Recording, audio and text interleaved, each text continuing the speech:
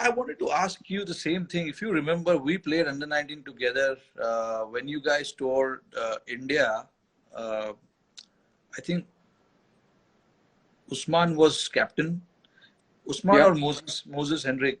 I don't remember. Either one was leading the side. yeah, And you were a middle order batsman. You used to bat at 6 or 7, if I'm not wrong. yeah, And you used to bowl a handy leg spinner and yeah. a gun fielder. That I know. I still remember that.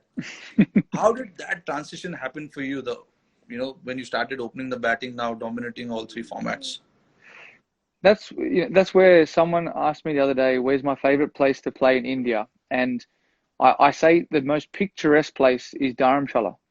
Yeah, And I remember vividly playing there, yeah, yeah. and I was bowling leg spin, and I remember Warney not having a great record there. And like as a leg spinner, I think you got to bowl faster. Like, you look at Mishra, I remember Rahul Sharma, I Yeah, got, yeah, yeah.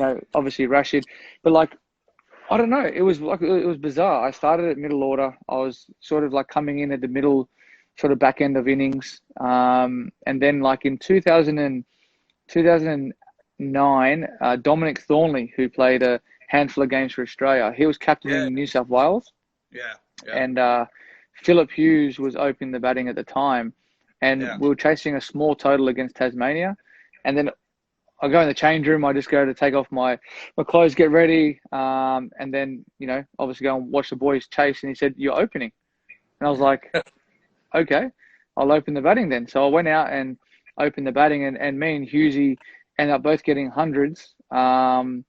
And then I was told the next game I'm opening the batting in a T20 game against Sean Tate, and I was just like, Oh, "No thanks." yeah, Like, you don't know what to think. So like, I just automatically said, "Okay, yes, well I have to. I've got no choice."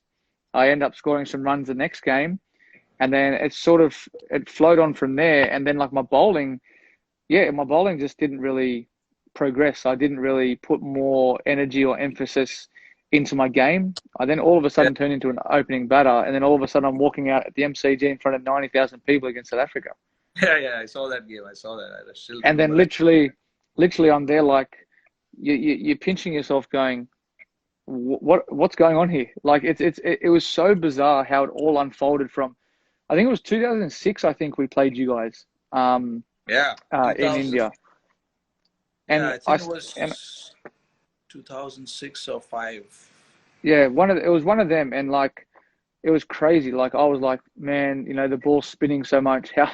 How can you ever play here? Like, and then I'm thinking nowadays, all right, if I go back to India, I want to bat in the middle because it spins conventionally. Open the Yeah, batting with a new ball, man. yeah. You never know Batting which one is turning, which one is coming in. it's crazy. Like it's so second innings, I find like so tough because obviously Ash has got good control where he goes over the ball, but as a batsman, people don't realize you can't see that far down the wicket where he's actually, if he's going like this or if he's going like that. Yeah, It's very difficult.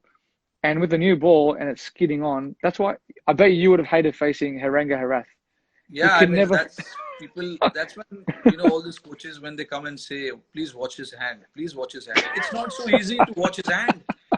It literally happens in 1 second. He Yeah, releases the bowler releases the ball literally within a second, and it's very hard to judge.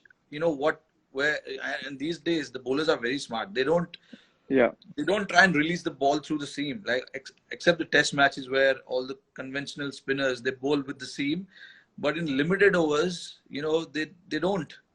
And in India, no, the problem is even the spinners when the ball gets so roughed up, you don't see the seam so clearly. So no, it's no, hard. no. Even in the nets when we bat, we often try and practice that, to try and see the fingers of the off spinner, the wrist of the leg spinner. But it's so tough. It's tough. It's not easy.